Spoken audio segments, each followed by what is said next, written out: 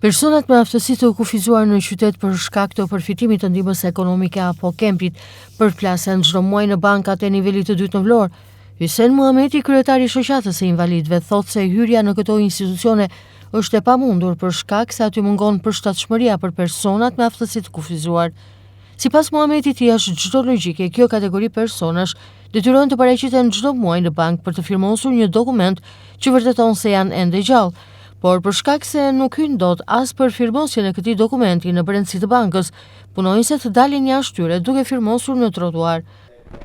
Në banka ne kemi kohë që kërkojmë rampa. Nuk ka, me përjashtim të një rampe të Intesa San Paulos në Transballkanike që ka një ramp aty, dhe asnjë bank nuk ka ramp për të hyrë person me aftësi të kufizuar. Unë këtu disponoj dhe një foto të cilën do t'ua jap, që ne vemi rrim jashtë bankës për të gjallëse që jemi gjallë njërë 6 muaj dhe nuk kemi të drejtë të hymë brënda, po vinë na i bjen ata formularët aty të firmosim. Kështu që infrastruktura në të rësi, unë kam folur, do të flas dhe shpresojmë, por nuk e shohim që nuk po lëvizet. Sipas Muhametit, çdo muaj prej personave me aftësi të kufizuar ka gjithashtu ankesa, kryesisht për mohimin e të drejtës së tyre të kempit. Kërkesë e veçantë ndër vite nga personat me aftësi të kufizuar, Muhameti thotë se qëndron tek përmirësimi i infrastrukturës për të përshtatur bankave, institucioneve, trotuareve si dhe rrugëve të qytetit për këtë kategori personash. Nuk ka raste pengesa ka për të se dihet ajo punë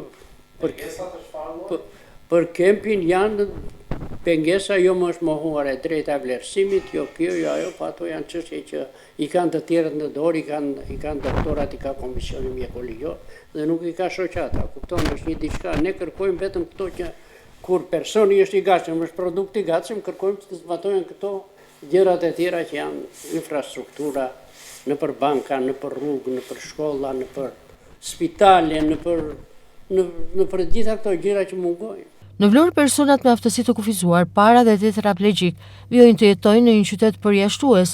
Mungesa e rampave në trotuarët dhe rrugët kryesore, por edhe në institucione të rëndësisë së veçantë për ta, ka bërë që kjo kategori personash mos të futen dhe të aksesohen dot në brendësi të tyre, duke mos marrë edhe shërbimet apo qarkulluar me lehtësi në qytet.